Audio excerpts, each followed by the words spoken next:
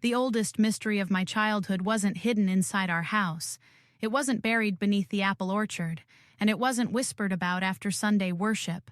It lived inside our old red barn.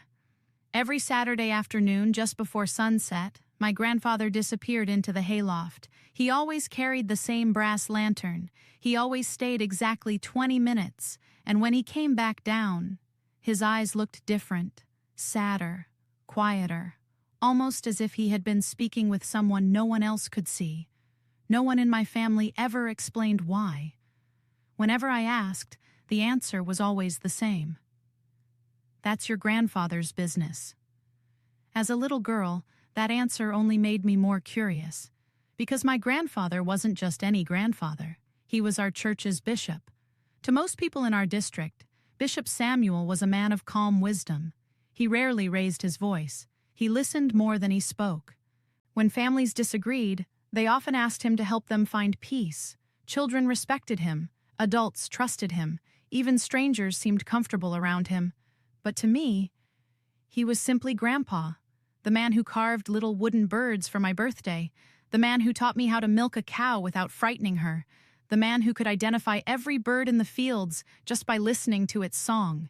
He never seemed frightening, except on Saturdays. Every Saturday afternoon, something about him changed. He became thoughtful, almost distant. Around 3 o'clock, he would quietly excuse himself from whatever work we were doing. If we were repairing fences, he stopped. If we were gathering eggs, he stopped. If we were eating pie after lunch, he folded his napkin, smiled politely, and walked toward the barn, always alone. No one followed him. No one interrupted him. One afternoon, I asked my grandmother, "Why does Grandpa always go to the barn?" She smiled without looking up from her quilting. "He has something to take care of."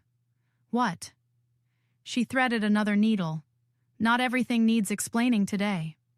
That answer only made the mystery bigger. Children notice patterns adults often ignore, and I noticed another one. Every time Grandpa returned from the barn, he looked toward each of us, not for long, just a quiet glance, as though making sure everyone was safe. Then he smiled.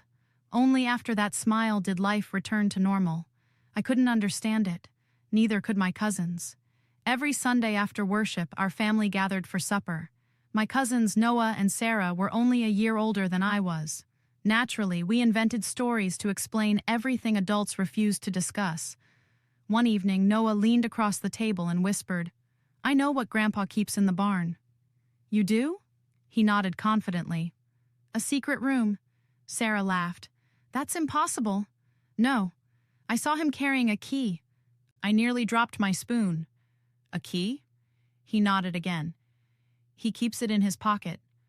For the next week, that single detail consumed my imagination. A locked room, inside our own barn? Why would a bishop need a secret room? Saturday finally arrived. As always, Grandpa finished lunch, folded his napkin, picked up his brass lantern, and walked toward the barn. The moment he disappeared through the large wooden doors, Noah whispered, "Let's follow him." Sarah's eyes grew wide. "We'll get caught." "No, we won't." I hesitated. Following Grandpa felt wrong, but curiosity won. We waited until he climbed the ladder into the hayloft. Then we quietly slipped inside. The barn smelled exactly as it always did. Fresh hay, leather harnesses, pine wood, dust floating through narrow beams of sunlight. Above us, we heard slow footsteps crossing the loft. Carefully, very carefully. We climbed the ladder. Every creak made my heart race. Halfway up, Noah pointed toward the far corner. Look, there, partially hidden behind stacked hay bales, was a small wooden door. My breath caught. He had been right. There really was a hidden room. We stayed perfectly still. Grandpa unlocked the door with a tiny brass key. Then he disappeared inside. The door quietly closed behind him. No voices, no movement. Only silence. Exactly 20 minutes later. The door opened again. Grandpa stepped outside carrying nothing. He locked the door once more. Then he slowly climbed back down the ladder.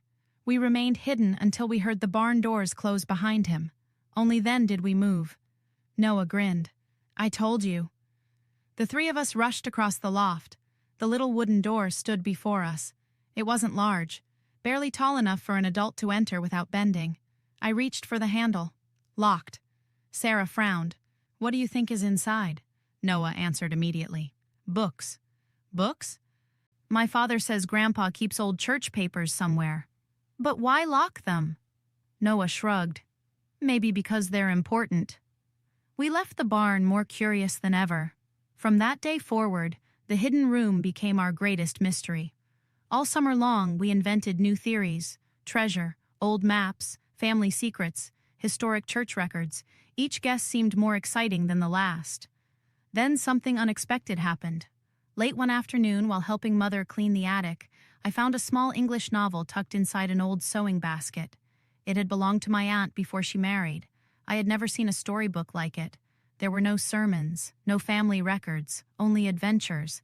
I secretly carried it to the barn, not because anyone had forbidden it, simply because I wanted a quiet place to read. The hayloft became my favorite hiding place. Soon Noah discovered another old book. Then Sarah found one filled with poems. Without planning it, we created our own little reading corner behind the hay bales.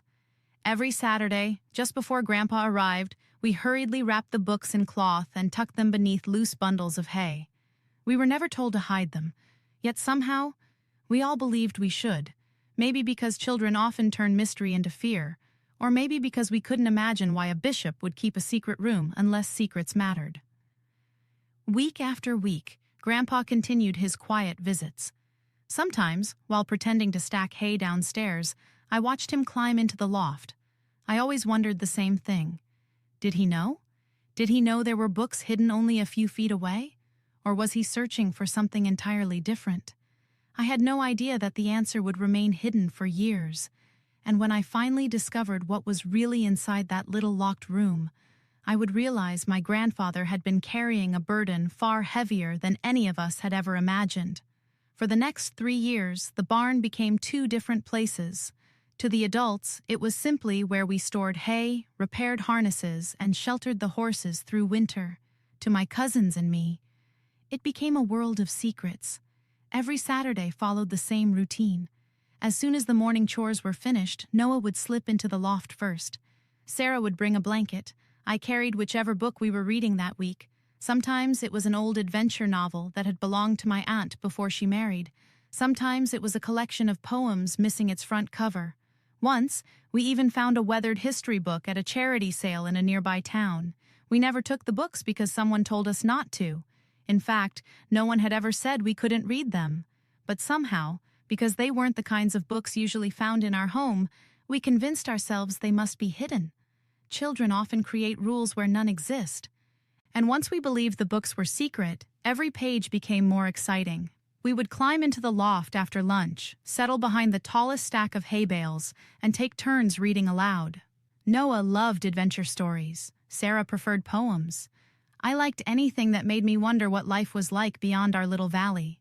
Sometimes we read only a few pages before chores called us away. Other times we lost track of the hours until the sunlight turned golden through the cracks in the barn walls. But every Saturday, without fail, one thing interrupted us: the sound of Grandpa's boots. The moment we heard them crunch across the gravel outside, everything changed. Noah immediately closed the book. Sarah wrapped it in an old flour sack. I hurried to lift a loose bundle of hay while Noah tucked the books beneath it. Then we climbed quietly down the ladder as though we had been working the entire time. By the time Grandpa entered the barn, we were usually brushing horses or sweeping the floor. He always smiled. "Finished your chores already?" "Almost," Noah would answer. Grandpa nodded and continued toward the ladder. Never once did he ask what we had been doing upstairs. Never once did he search the hay. Never once did he question why 3 children suddenly became interested in sweeping whenever he arrived. At first, we believed we had fooled him. Then one afternoon, Sarah whispered something that made my stomach tighten. "What if he already knows?" Noah laughed. "He would have said something." "Would he?" She looked toward the loft. "Grandpa notices everything." She was right. Grandpa noticed when a fence post leaned even slightly. He noticed when a calf wasn't eating enough. He noticed when Mother looked tired before she admitted it. Could a man who noticed so much really overlook 3 children sneaking into the loft every Saturday? The thought stayed with me. A few weeks later, I accidentally left one of the books upstairs. I didn't realize it until after supper. My heart nearly stopped. "What's wrong?" Mother asked. "Nothing." But it wasn't nothing. Grandpa had already visited the barn that afternoon. If he had found the book, I could only imagine how disappointed he would be. That night, I barely slept. The next morning, before anyone else was awake, I ran to the barn. The book was exactly where I had left it, untouched. I looked around carefully. No footprints in the dust, no moved hay bales, no sign that anyone had even noticed it. I smiled with relief. "We're safe," I whispered. When Noah arrived later that morning, he grinned. "I told you." But something still didn't feel right. Over the following months, little things began happening that were difficult to explain. If we left a lantern burning too close to the hay, we would return the next day to find it safely moved.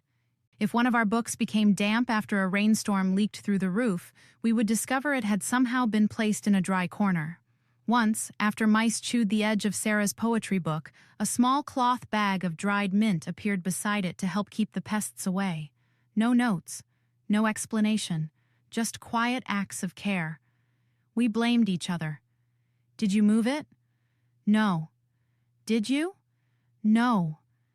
Eventually, Noah suggested something impossible. "What if Grandpa is the one doing it?" I laughed. "Why would he protect books he doesn't even know about?" Noah shrugged. "I don't know. But someone is." That mystery stayed with us through every season. Spring became summer. Summer turned into autumn. Our hiding place remained untouched. The older I grew, the more I began noticing another side of Grandpa. People from all over the church district visited our house. Some came because they had disagreements with neighbors. Some came because they were grieving. Others simply needed advice. Grandpa always listened first. He rarely spoke immediately. Sometimes he sat quietly for several minutes before answering. When he finally did speak, his words were gentle. He never seemed interested in winning arguments, only in helping people understand one another. One evening, after a family finished visiting, I asked him, "Grandpa, how do you always know what to say?" He smiled. "I don't." "You seem like you do." He chuckled softly. "Leah, the moment a person believes they always have the right answers, they stop listening." I remembered those words long afterward, because they didn't sound like someone afraid of questions.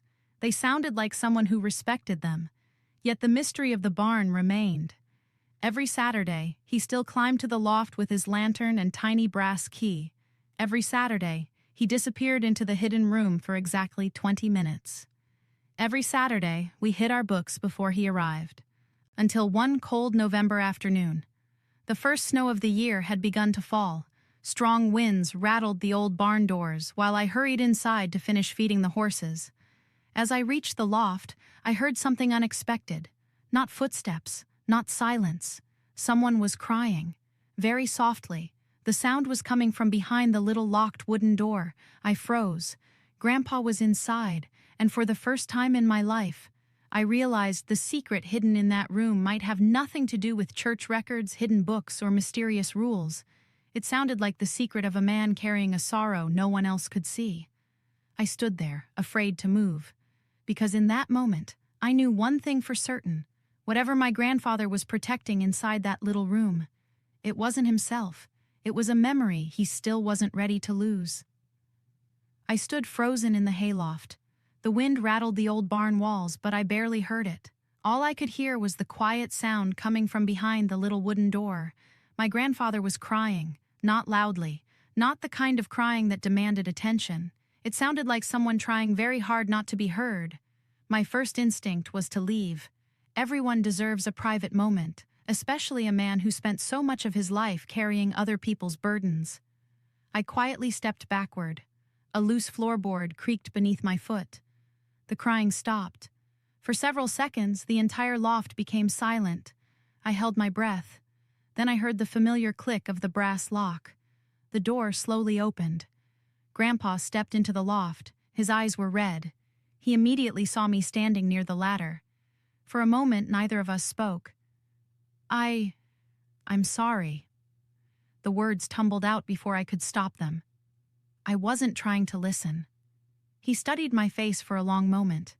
Then, instead of looking upset, he smiled gently. I believe you. I looked toward the little room. I didn't know anyone was inside. I know. He rested one hand on the old wooden door. You've wondered about this room for a long time. I nodded. Since I was little. He chuckled softly. I suspected that. You did? He laughed. Leah, I've watched you and your cousins sneaking into this loft for years. My heart nearly stopped. You knew? Of course.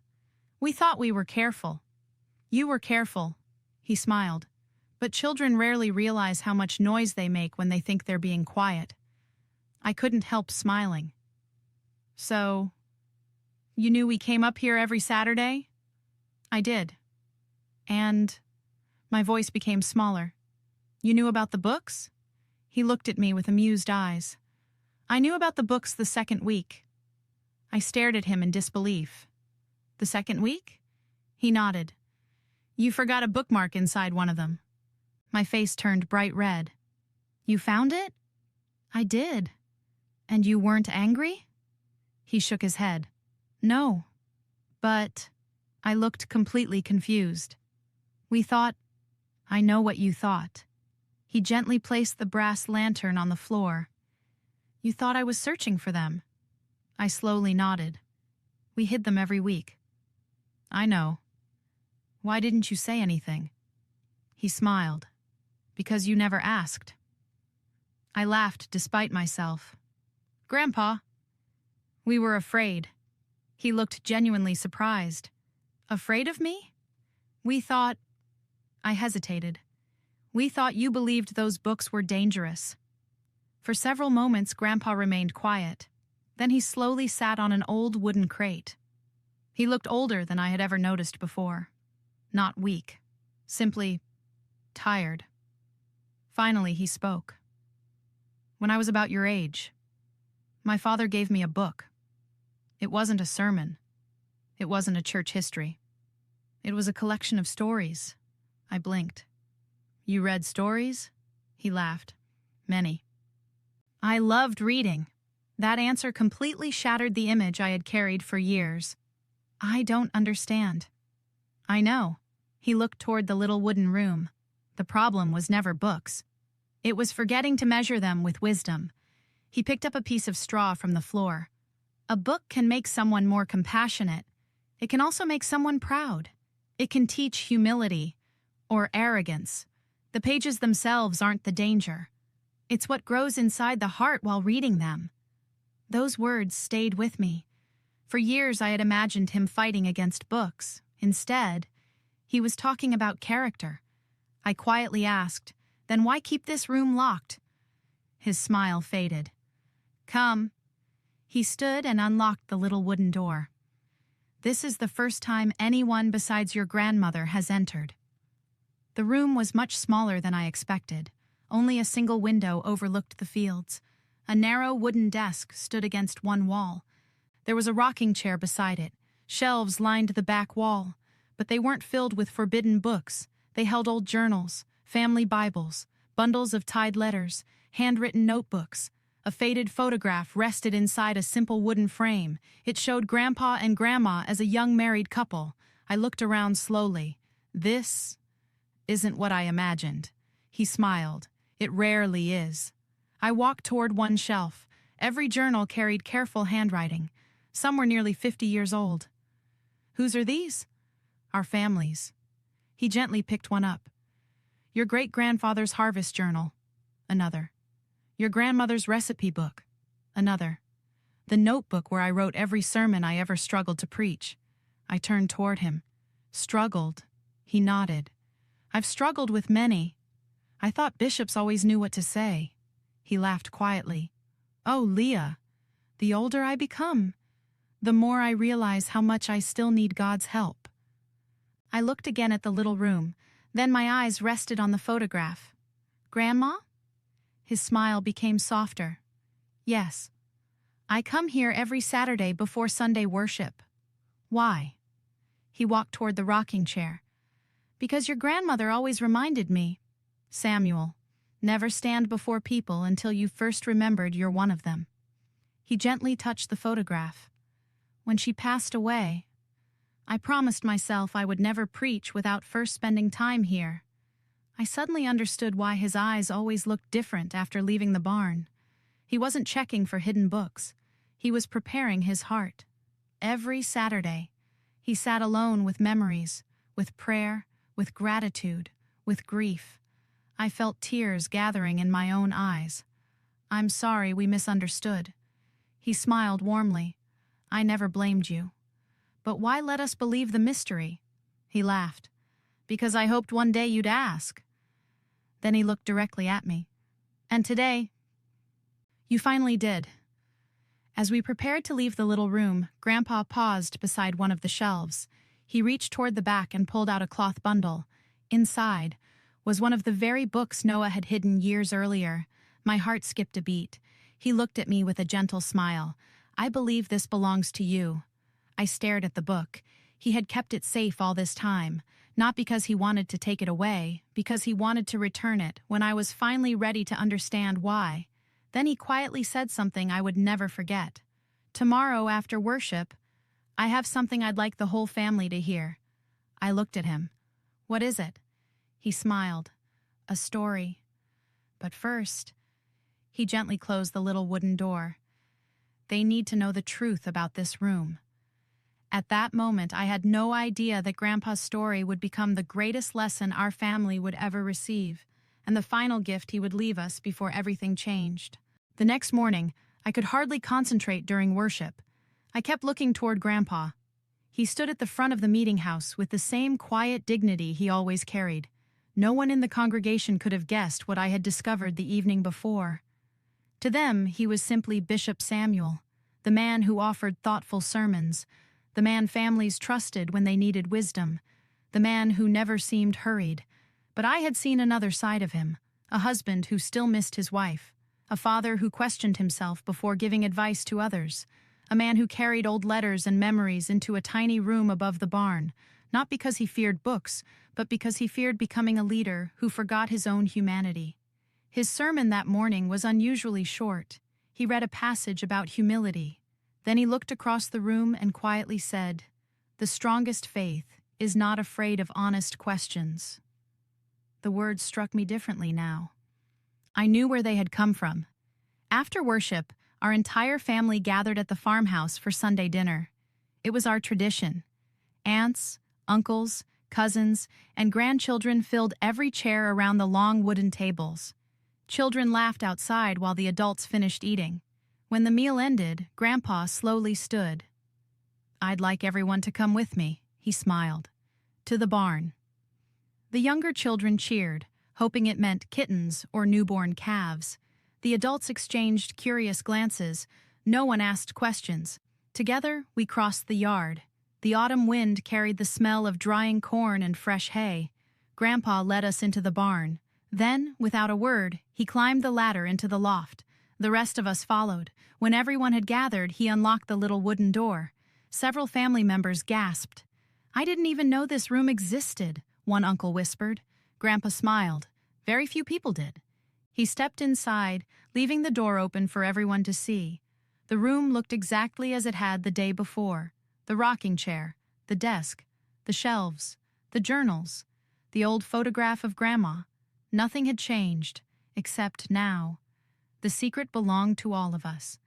Grandpa picked up the photograph. "This was your grandmother's favorite place." He smiled at the picture. "Whenever life became noisy, we came here, sometimes to pray, sometimes to argue." That made everyone laugh, sometimes just to sit together in silence. He carefully returned the photograph to the shelf. "After she passed away, I couldn't bring myself to close this room forever. So every Saturday, I came here. I read her letters. I prayed. And I reminded myself that before I was a bishop, I was a husband." The loft became completely silent. Even the youngest children seemed to understand this moment mattered. Then Grandpa looked toward me. Leah believed I came here looking for hidden books. Laughter spread through the family. My face immediately turned red. I wasn't the only one, I admitted. Noah raised his hand. We all thought that. Sarah nodded. We hid books in the hay. More laughter. Grandpa chuckled. I know. Everyone suddenly stopped laughing. You knew? He nodded. For years. My uncle looked shocked. Why didn't you say anything? Grandpa smiled. Because children sometimes need time to ask their own questions. He walked toward the old hay bales. Reaching behind one loose stack, he pulled out a cloth bundle. Inside were 3 worn books, the very books we had hidden as children. I stared at them in disbelief. I thought we lost those. I moved them whenever the roof leaked. Grandpa smiled. I couldn't let good books be ruined by rain. The entire family laughed again. You protected them? Noah asked. I did, but you never told us. He shook his head. I wasn't interested in winning a battle that only existed in your imagination. Those words stayed with me. How many arguments begin because people assume another person's intentions? Grandpa held one of the old novels in his hands. When I was a young man, I read many books. Some challenged me. Some encouraged me. A few taught me lessons I should have ignored. He smiled, but every one of them forced me to think. He looked around the room. I never feared books. I feared something else. What? Sarah asked. Grandpa answered without hesitation. A closed heart. He gently tapped the cover of the book. A book cannot make a good person bad. But pride can. Fear can. The refusal to listen can. He slowly placed the book back onto the shelf. If reading teaches compassion, read. If reading teaches humility, read. If reading helps you understand your neighbor better, read. But if anything you read begins convincing you that everyone else is beneath you, close the book. The problem isn't the pages. It's what they're feeding inside your heart. The room fell silent again. For years I had believed Grandpa's secret room represented control. Instead, it represented reflection. He hadn't locked the door because he wanted to hide knowledge. He had locked it because grief deserves privacy. Prayer deserves quiet. Some conversations with God are too personal for an audience. As everyone began climbing down from the loft, Grandpa stopped me. There is one more thing. He opened the top drawer of the old desk. Inside lay a thin journal wrapped in blue cloth. He handed it to me. For me? He nodded. I've been writing in it for several years. I carefully opened the first page. Written in Grandpa's familiar handwriting were the words, for Leah. Never stop asking honest questions. Just remember that wisdom begins by listening before answering. Tears blurred the ink. I hugged him tighter than I ever had before. That winter, Grandpa's health slowly declined. He preached only a few more sermons before retiring. The following spring, he passed away peacefully in his sleep. After the funeral, our family returned to the barn one final time. We unlocked the little room together. Nothing had been moved. His lantern still rested beside the rocking chair. Grandma's photograph remained on the shelf. The journals waited quietly where he had left them. No one spoke for several minutes. Finally, Noah smiled through tears. You know, I used to think this room held Grandpa's biggest secret. I looked around the little room. It did. But it wasn't hidden books. He nodded. It was his heart. Today, whenever people ask me what I learned from growing up with a bishop as my grandfather, I don't tell them about church meetings or sermons. I tell them about an old barn, a tiny locked room, a grieving husband who never wanted to forget the woman who helped shape his faith, and 3 curious children who spent years hiding books from a man who had quietly protected those very books all along. Sometimes the greatest mysteries of childhood don't end by revealing a dark secret. Sometimes they end by revealing a beautiful misunderstanding, and I've discovered that those endings stay with us far longer than any mystery ever could.